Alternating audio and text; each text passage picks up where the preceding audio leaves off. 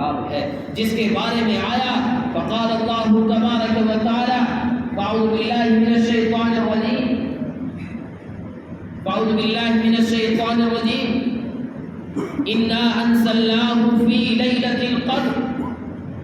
اس کے بارے میں قرآن کے اندر یہ آخری پارے میں بھی لے رہے تھے اور فرمایا انا نحن نزلنا الذکر وانا لہ لحافظون.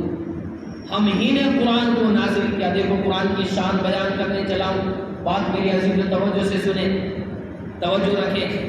اللہ نے کہا انا نحن نزلنا الذکر وانا لہ لحافظون. ہم ہی نے قرآن کو نازل کیا اور قیامت تک ہم ہی اس کی حفاظت کرنے والے.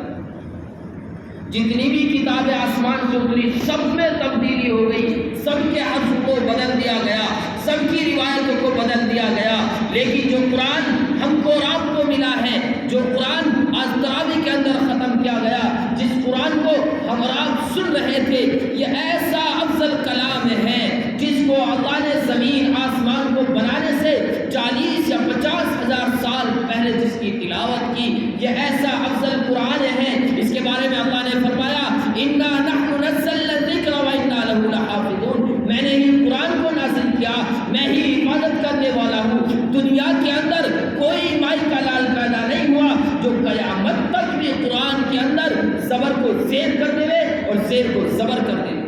ہمیشہ قرآن ایسا ہی رہے گا جیسا نازل کیا گیا. تو میرے عزیزو, ہم کو اور آپ کو ایسا کلام افضل بات ہے, بڑی بات ہے. ہمیں چاہیے ہم اور آپ اس کی قدر کریں. جو قرآن پڑھے ہوئے ان کو مبارک ہو, مبارک ان کے لیے. تو انہوں قرآن پڑھے, دنیا کی سب سے بڑی کتاب ہے. ہر کتاب میں جھوٹ لکھا مل سکتا ہے, ہر کتاب کے اندر باتیں غلط ہو سکتی ہیں, ہر کتاب کے اندر کمی ہو سکتی ہے, ہر کتاب کے لکھنے والا خراب ہو سکتا ہے, ہر کتاب کا لکھنے والا کمزور ہو سکتا ہے, لیکن جس کتاب کے بارے میں ہم باتیں کر رہے ہیں وہ قرآن ہے. اور اللہ نے اس کا ٹائٹل لکھا ذالک الکتاب لا ریب فیہ ھدی للمتقین. کوئی عیب نہیں, کوئی خرابی نہیں, کوئی کمی نہیں, ہدایت ہے متقیوں کی. تو اللہ کا احسان, ایسا قرآن یہ آج مکمل ہوا. اور اسی آخری پارے کے اندر ایک رات کے بارے میں بتایا گیا انا انزلناہ فی لیلۃ القدر وما ادراک ما لیلۃ القدر لیلۃ القدر خیر من الف شہر. بتایا ارے یہ تو وہ رات ہے جو 1000 مہینوں سے افضل, 83 برس. اللہ اکبر. یہ فرمایا جس نے بھی عبادت کی نیت سے اللہ کو راضی کرنے کے لیے اس رات میں عبادت کرنی, لیلۃ القدر کو پا لیا, تو سمجھو 83 برس 4 ماہ غالباً اس نے عبادت کی. ہم کی آپ کی سب کی عمر 60 70 سال 100 ختم, لیکن جو آتا ہے جس کے حصے میں یہی 10 راتیں آ گئی تو 83,000 یا 43 غالباً 1000 سال عبادت میں لکھے جاتے ہیں. کتنی بڑی فضیلت. اور میرے عزیزو, یہ برکت کی رات رمضان کا مہینہ ہے, ایسا مہینہ جس کے بارے میں اللہ نے بتایا شہر رمضان الذی انزل فیہ القرآن ھدی للناس. اللہ اکبر. بڑا برکت کا مہینہ, قرآن اس مہینے میں نازل ہوا. ارے ایک سنت ادا کرے, چھوٹا عمل ادا کرے, اللہ فرضوں کے برابر ثواب دیتا ہے. چھوٹی بات ہے کیا؟ ایک فرض ادا کرے ہم اس مہینے کے اندر, اللہ 70 فرضوں کے برابر ثواب عطا فرما رہا ہے. کہ چھوٹی بات؟ سمجھداروں کے لیے اشارہ کر, اللہ کا در کھلا ہوا ہے.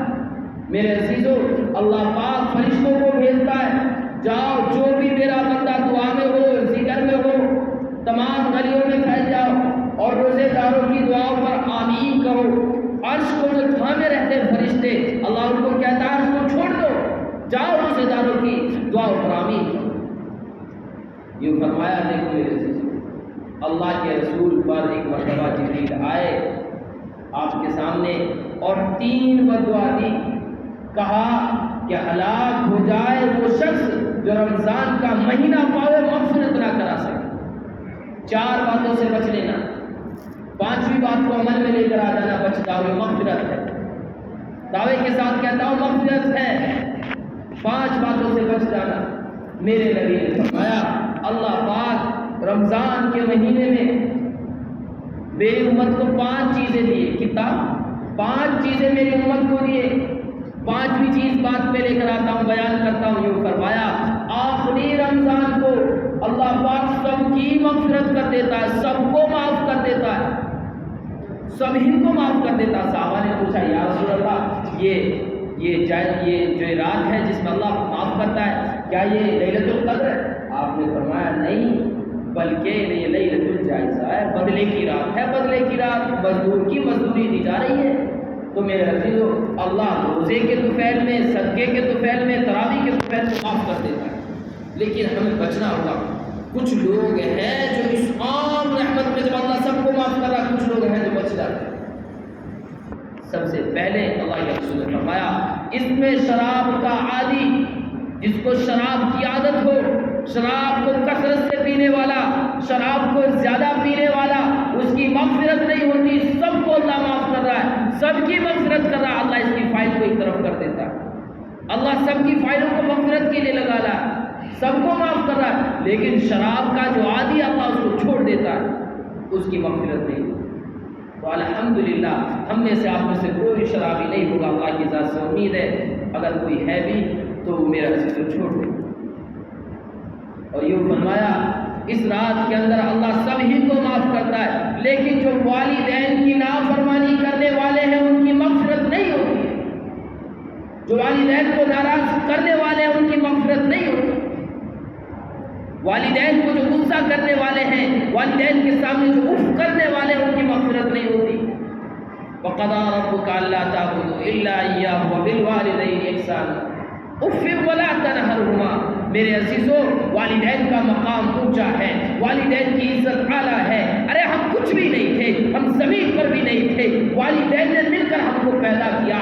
جب ہم پیدا ہوئے ماں نے اتنا پیار دکھایا، پیشاب کو صاف کیا، پاخانے کو صاف کیا، ہمیں عزت دی، پال پوس کر ہمیں اتنا بڑا کر دیا. آج ہماری آنکھوں میں نظریں آ گئی، بینائی آ گئی، ہماری ہاتھوں کے اندر اللہ نے طاقت دے دی، اور آج ہم والدین کی عزت کو فراموش کرتے، والدین کی بات کو اگنور کرتے.